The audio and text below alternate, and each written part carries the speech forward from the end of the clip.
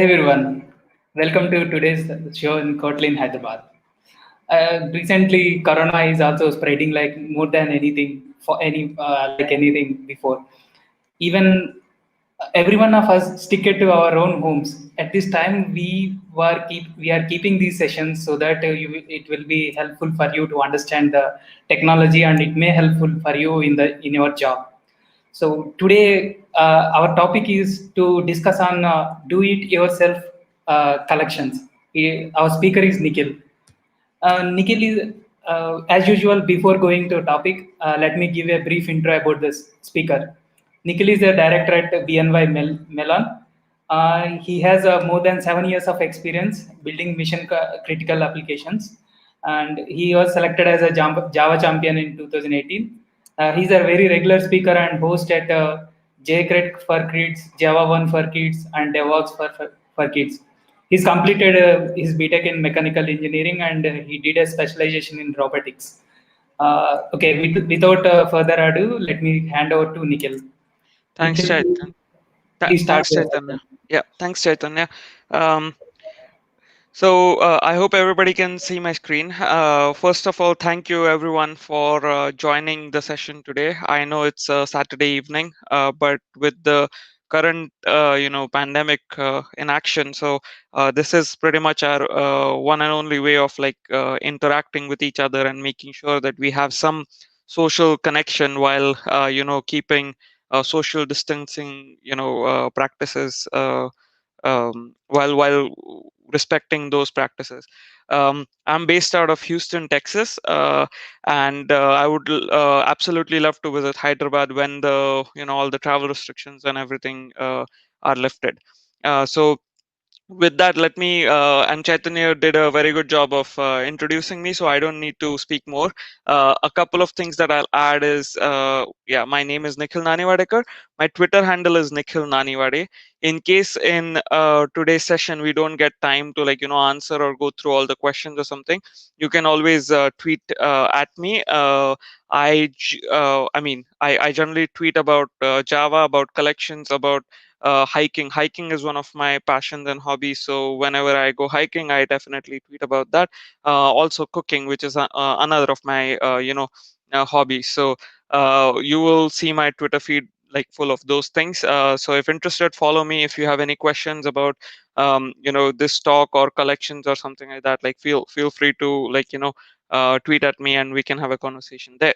I'm also the project lead, if I can type, project lead of Eclipse Collections. And Eclipse Collections is an open source collections framework. It has nothing to do with the Eclipse IDE.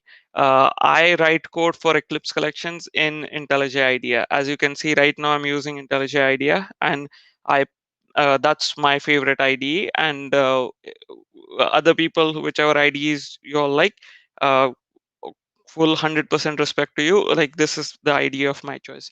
So if you feel that I'm jumping around the files like quickly or something like that, or I'm using shortcuts, happy to discuss the shortcuts as well later on. And the website for Eclipse Collections is this, eclipse.org/collections. It's available in multiple languages. We have a website in English, Hindi, Japanese, Chinese. So take a look at it and see what the framework is. All the code for today's talk is available on this GitHub repo, Nikhil Nanivadekar /DIY collections. If you just search on GitHub my profile, you will see multiple repositories.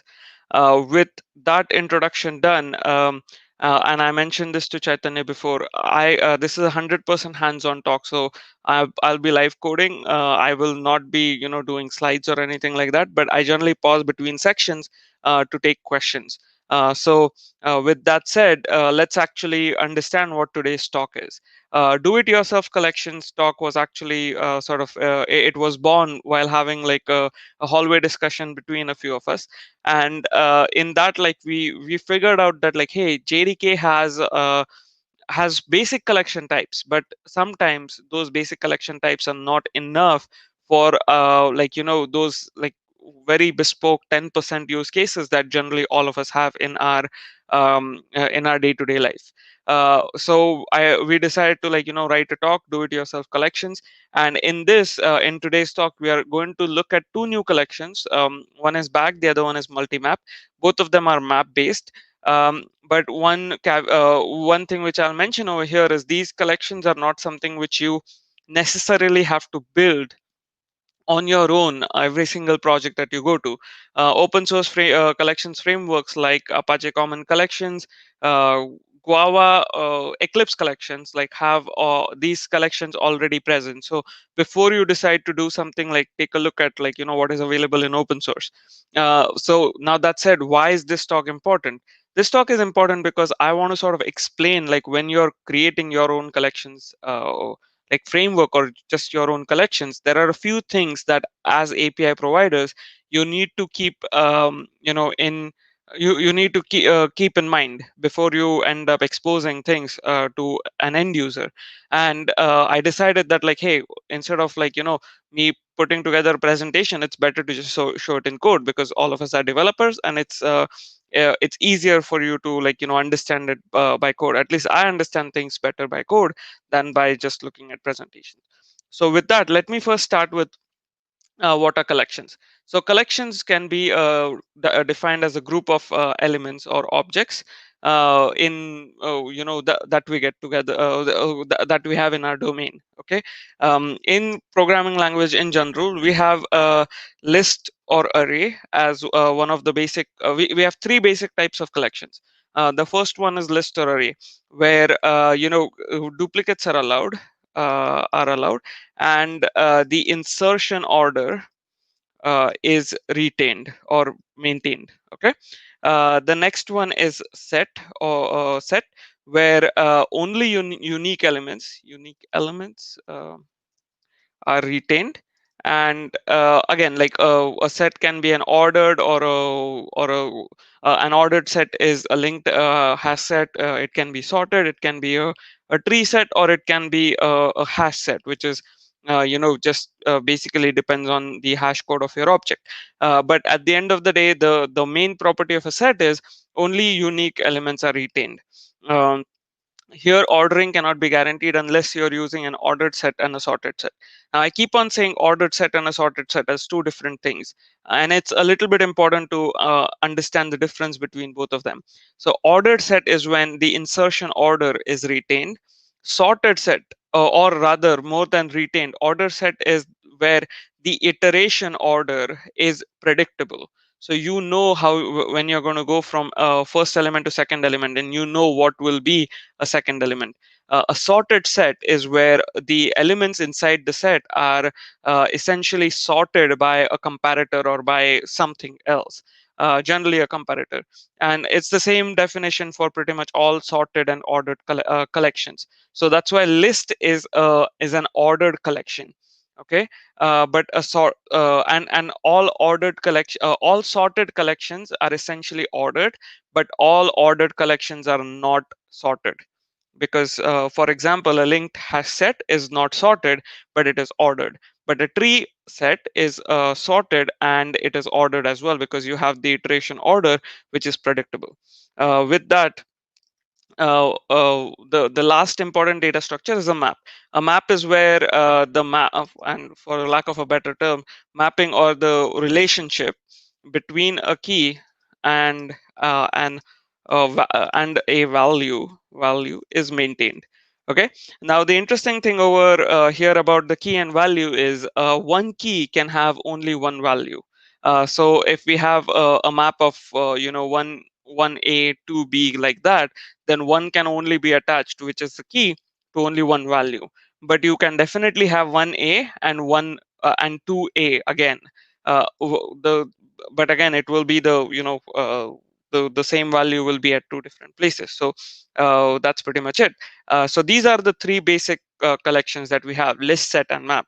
As I mentioned before, having these basic collections are and the JDK has more collections as well, like deck, stack, etc., vectors, etc. But when we are dealing with, like, our day-to-day jobs, we are generally, like, hovering in the list, set, and map. Now, the interesting thing is like these data structures are pretty much sufficient for most of our use cases. But some of the use cases, like, excuse me, some of the use cases, like let's say you want to know how many elements, or how what is the count of a particular element in the domain, then you have to create your own data structure map, then you have to do a get, etc., etc., right? So and it's not just like that one use case, but there are multiple use cases, so to say. So essentially you need a data structure which will give you the ability of having a mapping of the element to the count. So that's where the bag data structure comes into picture. The bag is also called as a multi-set, and we will see why in a second. But essentially, a bag or a multi-set, pretty much in most common open source frameworks, are created for this exact same use case. So a bag or a multi-set is essentially it's sort of a symbiotic relationship of all the three main data structures: list, set, and map. And why is that? Is this because a bag allows duplicates, so it is like a list. It is generally hashed, okay, generally hashed or based on the hash code. And and lastly, it maintains the relationship between the key to the count. So essentially it's like a list, it's like it's like a list here, it's like a set here, and then it's like a map here. Okay. So uh, we- uh, uh, let me just quickly explain like how a bag would look like. So this is a data structure which you will use when you want to have something like this, where like, hey, how many apples do you have? I've got 6 apples. How many bananas you have? I've got, let's say, 10 bananas. And how many, let's say, oranges do you have? I've got like let's say 4 oranges. So essentially that's where like you have an element to the count. Now with that, let's get into the actual code. This entire domain, the way I have set it up, is completely done using test-driven development. As you can see, everywhere it just to-dos are added, and I have a set of tests, like in this case, back test, which I'm going to run, and all of these tests should fail.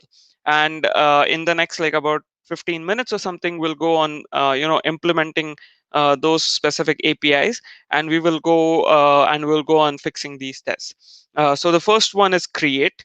And in the create, we basically can now standard principles of test driven development. Let's see it as a bag. Okay. So sorry, this is a constructor. So the constructor is not implemented yet. In this case, as you can see on line number 10, a bag is doing nothing, but it is a wrapper over a backing map. Okay. Now, because it's a wrapper over a backing map, we have the ability to use all the map APIs to do our work. So in this case, when we are trying to construct a map, all you are trying to do is you're trying to iterate over all the elements. And whenever you get an element, you need to take the backing map, and you need to put the element. Okay. And a count of 1. But that is not enough, because what say if you remember from the definition, a bag is where we should allow duplicates, and it is a relationship of the element to the count. So if the same element is sent again, like apple apple, then if we are putting it in this way, element comma 1, we are essentially just updating it to be 1.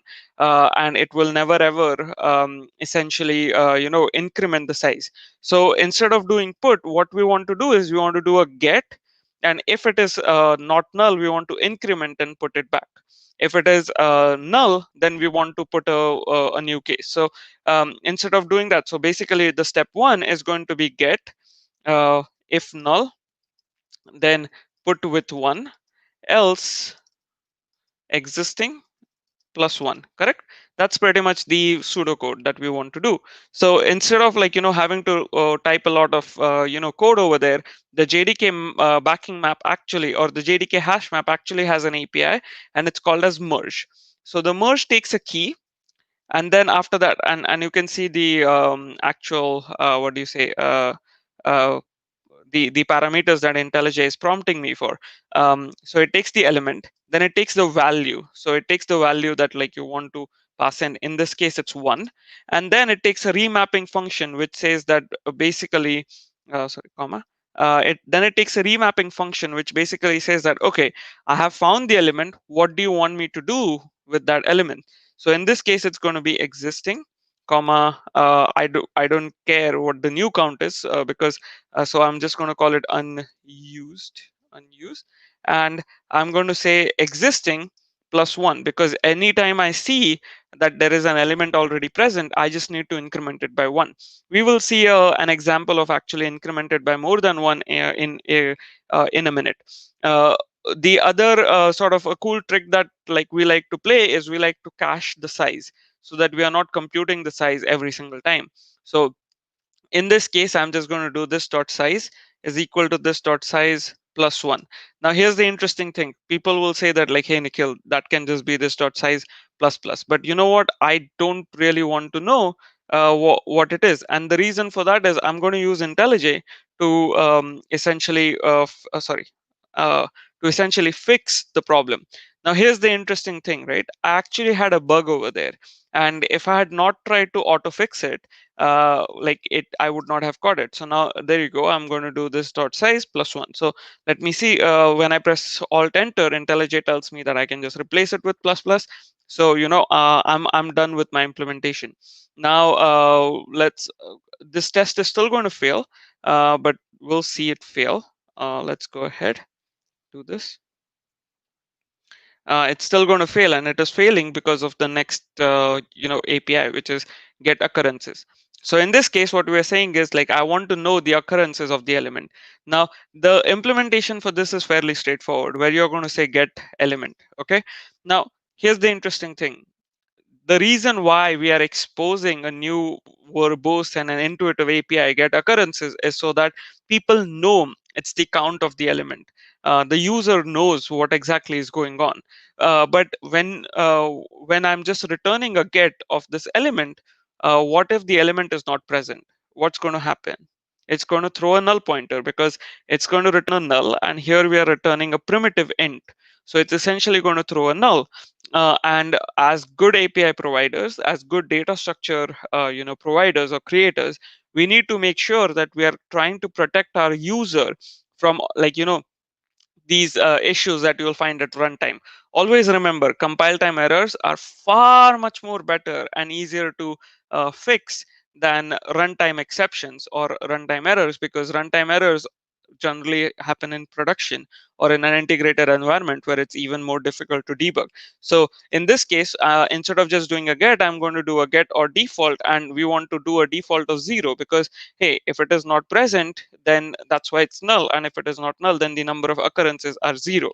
There are a couple of more APIs which I'm going to quickly implement over here just for the sake of time.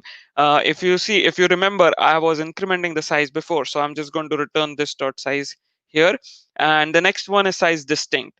Size distinct is an interesting API where the difference between size and size distinct, and the reason why these two different APIs exist, is also important. The size is giving you the size of the entire bag, so it actually sums up the number of counts and everything. The size distinct is only responsible for the distinct elements. So in this case, all you care about is the backing map dot key set dot size. So that will give you the distinct size, because our keys are distinct, right? Like that's one of the properties of the map. So with that said, I'm just going to go ahead and play this. There you go. First test is green, and all of us like to see green tests, right? I hope I'm not the only one who likes to see tests being green.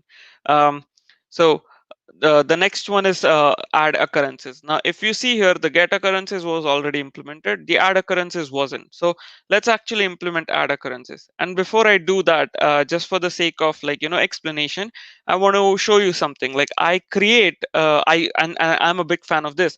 I like to create, more helper methods. So in this case, I'm saying add occurrence. Okay. So in this case, add occurrence means I only care about adding one occurrence.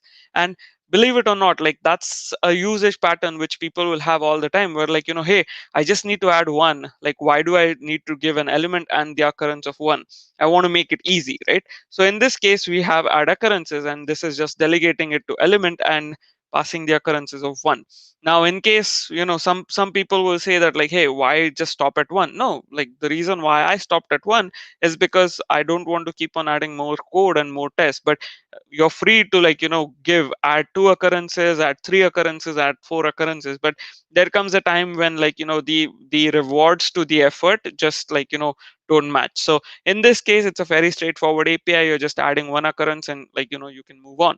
So that's why we are adding one occurrence. And now let's actually implement add occurrences. So add occurrence is also the a similar. So, like, let's look at the pseudocode for it, or rather the algorithm.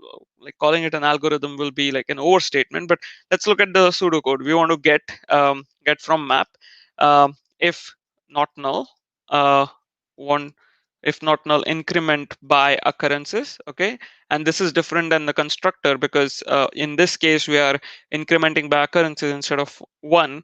And if null, else if null, uh, add element with occurrences. So that's pretty much the the pseudocode, or the algorithm that we need to write. And we are going to, instead of doing all the if else and everything, we are going to reuse the merge API that we saw there. So now we are going to say this dot backing map dot merge. In this case, it's the element. And now here is the interesting thing. Okay, the way the merge API works, and if you want, you can always step inside here, and you can see what's happening to figure out like what happens with the value and what happens with the new value, etc., etc. But instead of doing all of this, like, I generally prefer just writing a test to like, figure out what exactly is going on. So let's see what needs to happen over here. So in this case, whenever you're trying to merge, you want to initialize, if it is not present, you want to initialize it as 0. And then in here, you want to say existing comma new value. And again, it's sort of like a little bit of like an interesting pattern over here to say that, like, hey, I don't really care about what the new value is. I'm always going to remap it and increment the number of occurrences.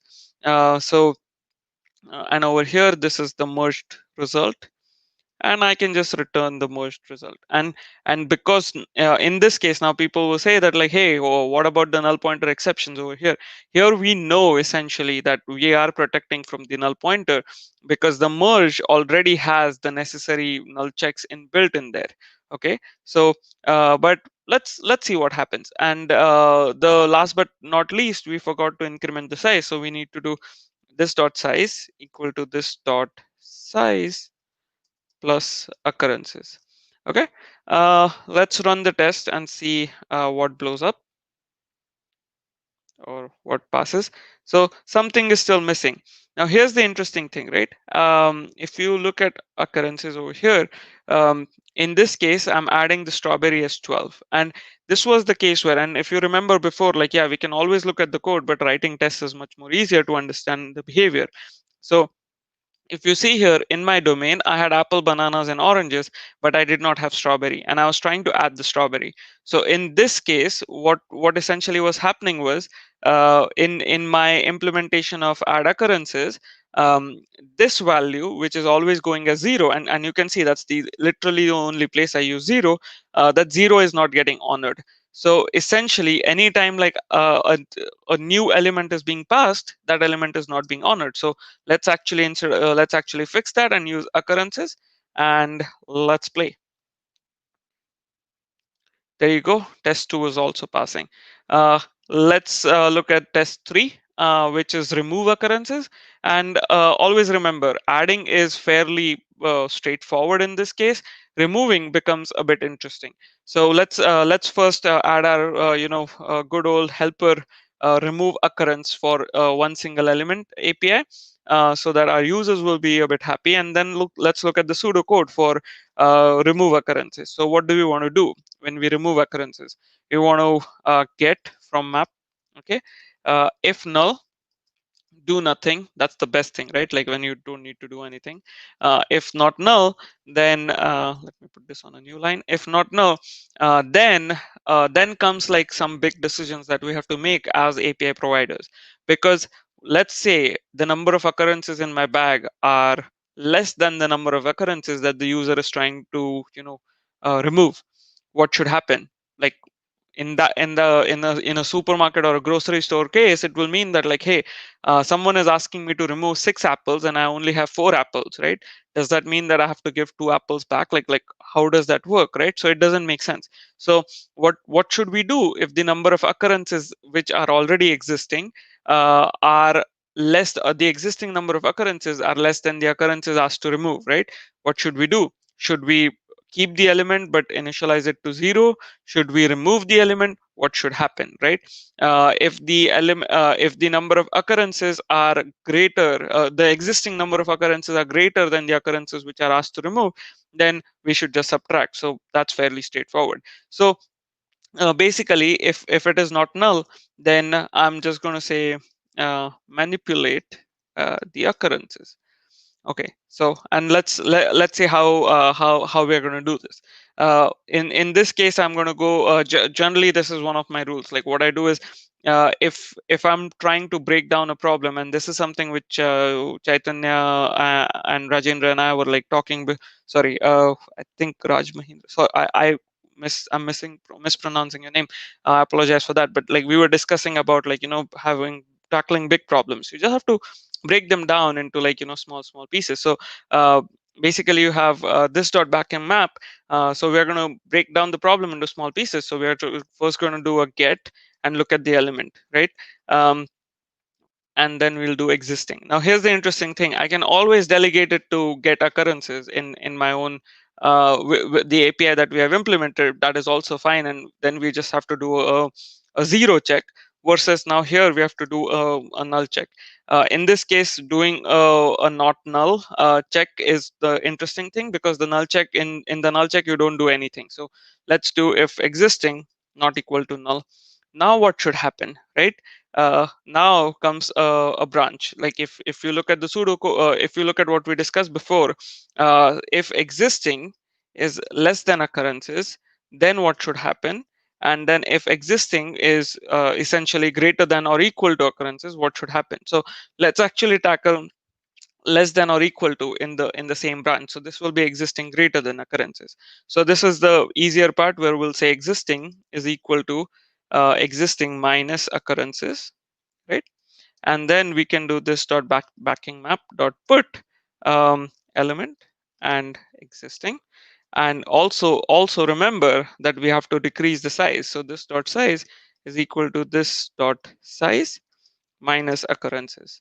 Okay, now here is this part is the interesting part, where what exactly should happen when they are less than or equal to occurrences.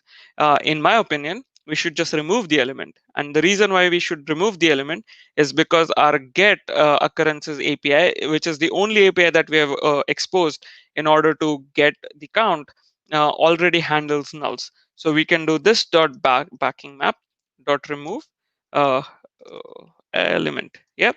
And then again, remember to you know uh, fix the size. Now in this case, the size is actually going to be reduced by existing, not by occurrences. Okay, and we can just return true on both of these cases, because we have decided to remove both of them. Okay, so let's go ahead and run the tests and see. And I always like to run all the tests to make sure that I haven't broken anything else. Like in this case, I'm not breaking, but it's always good to know. Let's look at test number 4. This is for each with occurrences. And for each with occurrences is an interesting API, where this is where the power of the bag comes into picture, where you're going to have a map, and all you have to do is you basically just do this dot backing map dot for each with by consumer, because essentially what we are doing with the bag over here is we are giving an intuitive API to the user, because we are saying for each element, and then the other one is going to be an integer, which is the count, right? So we are helping our users to know that like, hey, my one my first parameter is going to be the element. My second parameter is going to be the count. So it's for each with occurrences. And while we are here, we'll just go ahead and fix the for each part, because that's also pretty interesting. But if you see here, for each means for each element, and because bags allow duplicates, and bag should behave like a list, so every single element needs to be traversed over with the number of counts that are present. So what we essentially do here is we do this dot backing map dot for each. Now the for each is expecting a by consumer, so in this case it will be an element, and then it will be the count, right? And after the element and the count, what we need to do is, just so that the consumer is or the procedure is interacted on by every single element, and the number of times the element is actually in the domain, that is the number of count. We just need to put a for loop. So this is nothing but a for I, where I is 0, sorry, for I less than count, and then we are going to do consumer dot accept and pass in the element. So there you go. We are basically we're going from 0 to count exclusive, and then we are passing that into the consumer. Let's go ahead and run the test and see if it passes. All right, so we have implemented a bag right now. So let me quickly summarize and then ask Chaitanya if there were any questions. So in summary, we implemented a map-based bag, okay? Or rather, a better way of saying is, like, we implemented a bag which was backed by a map. Um, bag bag is a wrapper which exposes intuitive API to the consumer uh, for element to count kind of operations. Okay, with that, before I go to multimap, and multimap should take like another 10 minutes or something, I'm going to ask Chaitanya if there were any questions. Nikhil, we don't have any questions as of now. Okay, perfect. Yeah. All right, then let's move on to multimap. So multimap is also called as a multi-valued map. Multi-valued map. And let's just make it more readable. Okay, so it's also called as a multi-valued map. And the reason why it's called as multi-valued map is, as we discussed before, a map can only have one key and one value. Okay. Now, what if instead of having a one key and one value, you want a collection of values? So you want pretty much like more than one value. You want a list of values attached to the same key, or rather, you want a list of elements attached to the same key. So essentially it is a map. It is a map where a key is mapped to a collection of values. Now, a few of the things that we need to remember as API providers is, like, fine, you have a key to a value, right? Now the value is a collection of the value type is essentially a collection over there, and calling it a value type is wrong. So, or like, values are of type collection. So now, interestingly, what should happen when, let's say someone adds or like puts to this map or puts to this multi-map? Let's say someone removes from this multi-map, like, all the things that should happen actually depend. So operations should honor the collection semantics. What that means is, if it is a set of values, then only unique elements should be retained. If it is a list of values, duplicates should be allowed. If it is a bag, it should behave like a bag, etc., etc. Right? So with that, like, let's just go into like the test part of a multimap. And bag and multimap are two of the data structures which I heavily use. And trust me, they are wonderful when you actually see them work, and when you start using them, and the APIs that and the ease with which you can do stuff. So the first test passes because it's create, and it's just checking for a null check, just doing a null check. But what I want to show here is, right now we are going to create two multimaps. One is a set multimap and the other one is a list multimap. A set multimap has a collection of the value collection is of type set. A list multimap has the value collection of type list. So let's go ahead and see how we can actually implement it. Now the interesting thing over here is, again, a multimap is also backed by a map, but over here we are pretty much dictating that it is a map of key and a collection of values instead of just one value. The other thing that we are doing over here is we have this abstract method called as empty backing collection. Excuse me, empty backing collection. Now this is one of the delegate patterns where we are basically saying that, like, hey, I care about an empty backing collection. I don't know which one it should be. It's the decision of each of these implementing classes. So in this case it's a list. So if we want an empty backing collection, we just need to return an array list. And in case of a set, we just need to return a hash set. So let's do that, a new hash set. Okay, perfect. Now, basically, we have implemented the get backing collection, and what this get backing collection actually um, enforces is that whenever you are creating a list multimap, your backing collection will always be a list. Whenever you're creating a set multimap, your backing collection will always be a set. There's no like instance of checks or anything like that. We have delegated the job of doing that necessary heavy lifting to the implementing classes. So let's go ahead and actually implement get. Now, in this case, what we are trying to do is we are just trying to figure out from the backing map what exactly is available. So this dot backing map dot get, and similar to what we did in bag, we don't want to return a null, because like nulls are bad, right? Like nulls don't help our user. So instead of that, we are going to use get or default. We're going to do key, and then we are going to end up doing the empty backing collection. Now the interesting thing over here is if you have an empty backing collection, so you can make a call whether you want to create an empty backing collection at every single time, or you want to return an empty backing collection which is pretty much cast like it will be one static empty backing collection.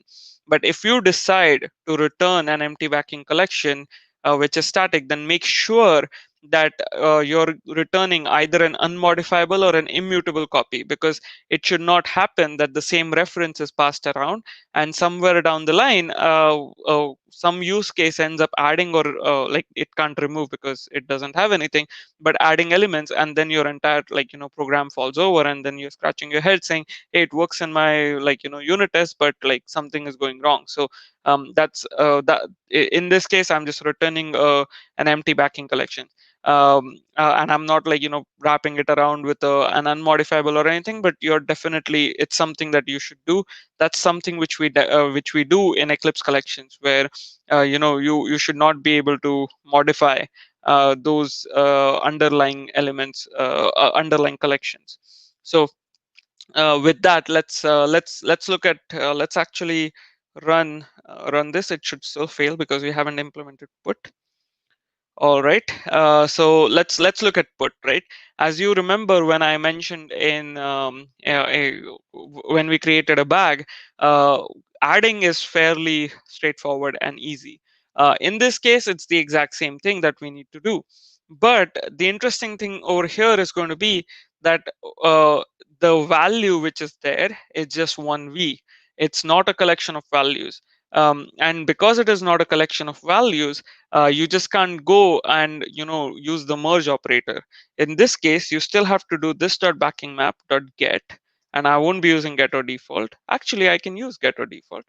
Let's use get or default key, and then we are going to do an empty backing collection. So here is existing, okay, and then I'm going to do existing dot add value.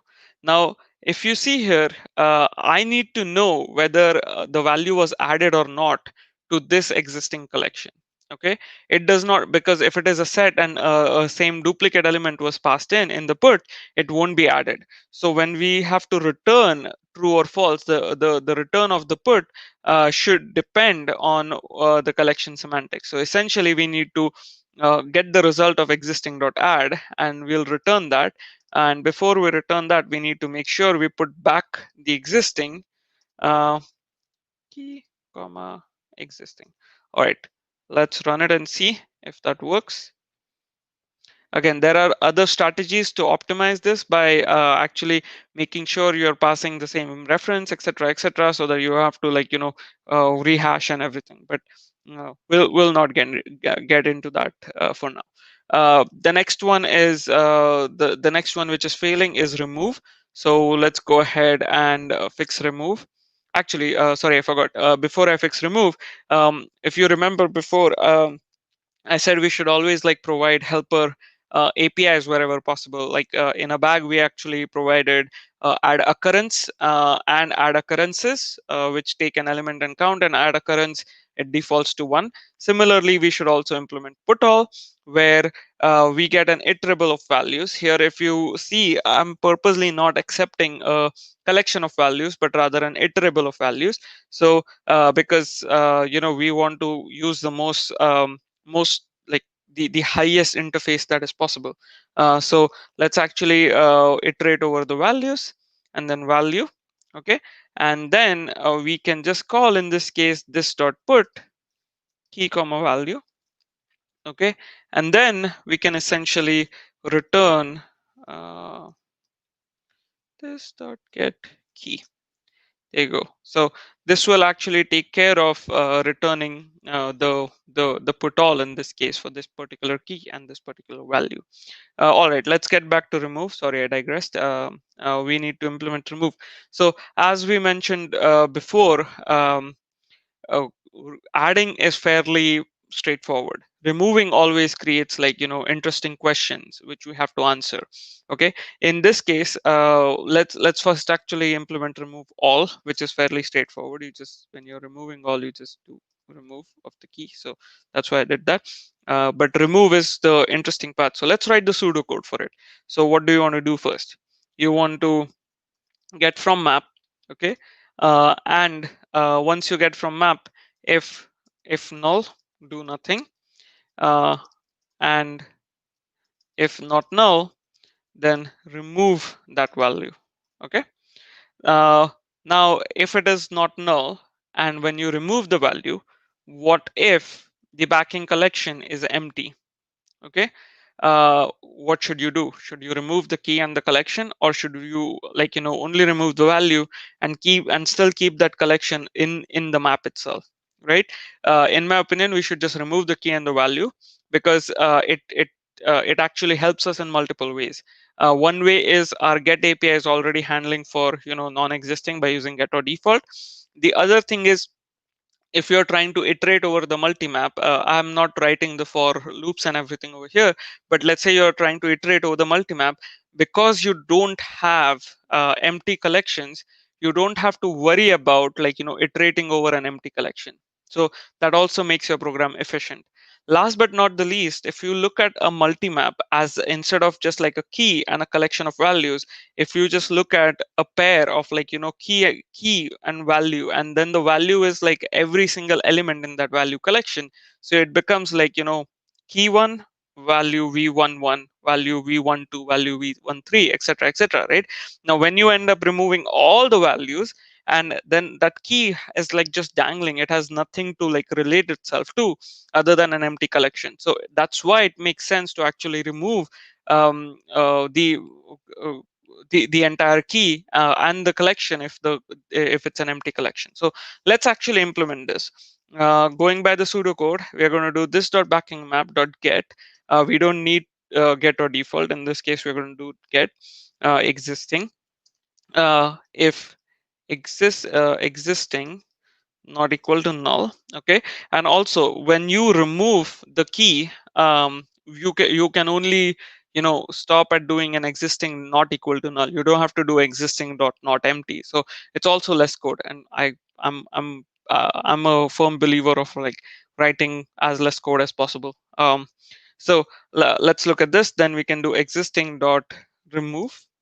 Okay, and we are going to remove this value, and again, that's something which we need to essentially return. So let's return removed. Okay, um, now after we have removed it, we need to check if now we can actually check if existing dot is empty, we can do this dot backing map dot remove key. That's it. That's pretty much the implementation of remove. So let's go ahead and run it.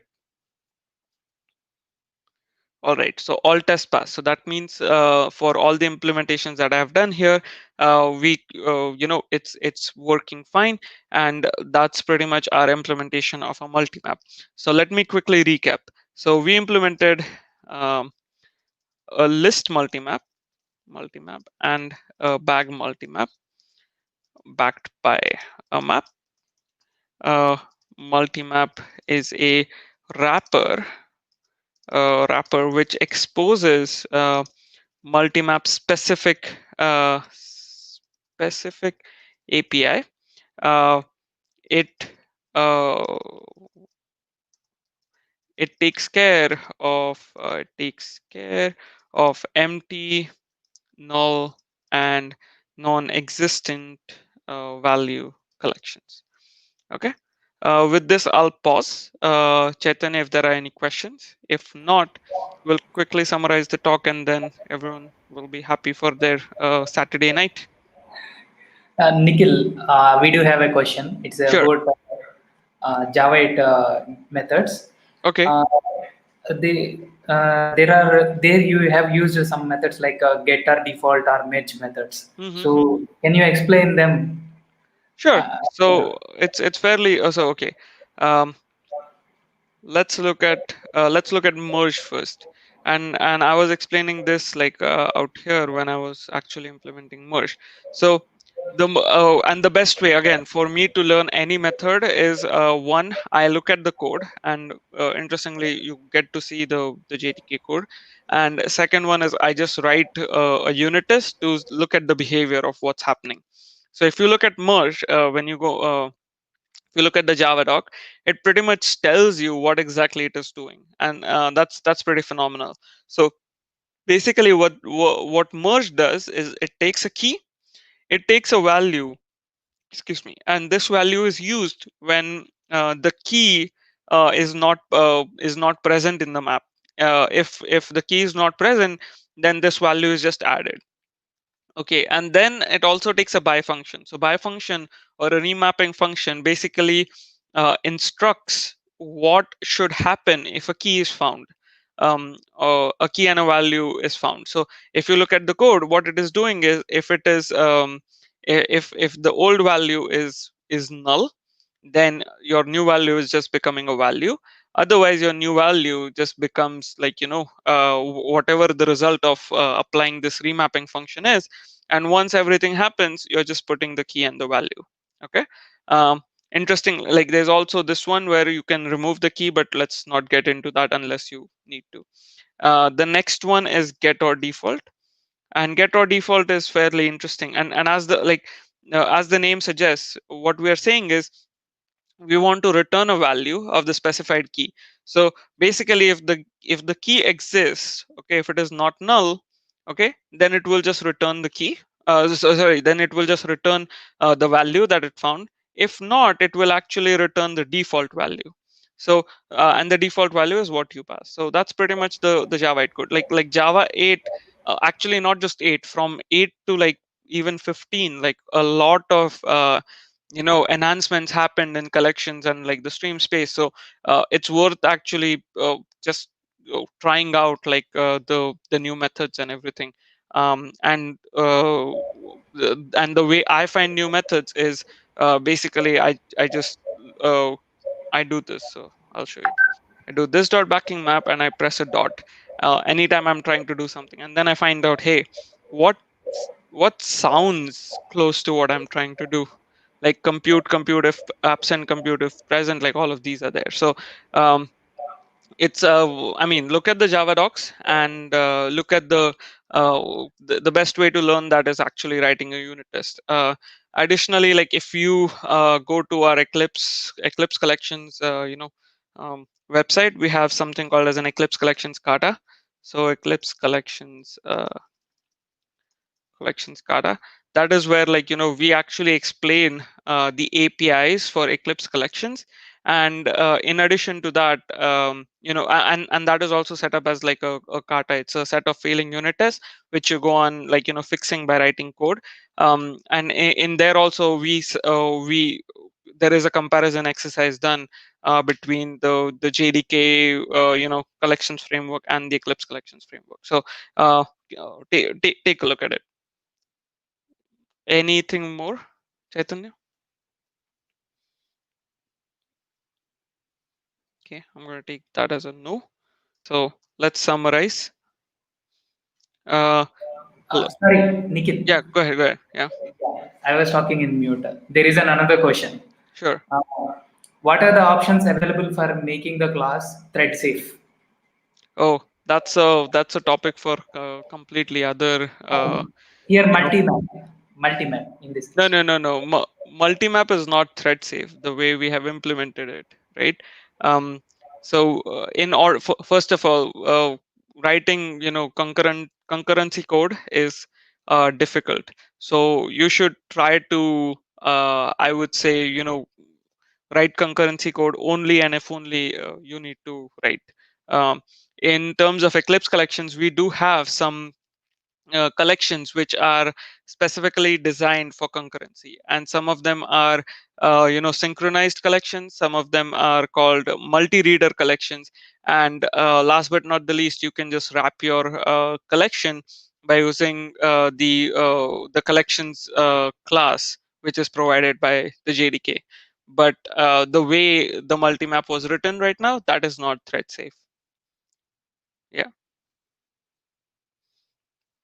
So let me go ahead and summarize what we discussed right now.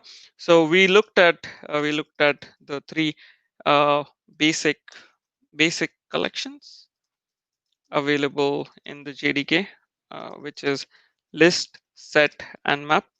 Okay.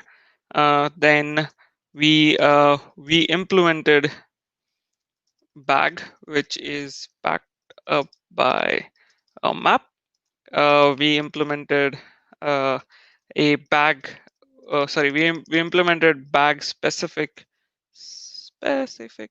APIs on the bag, and then we also implemented, now I'm going to stop writing we implemented multimap, which is backed by a map, and is a key to a of value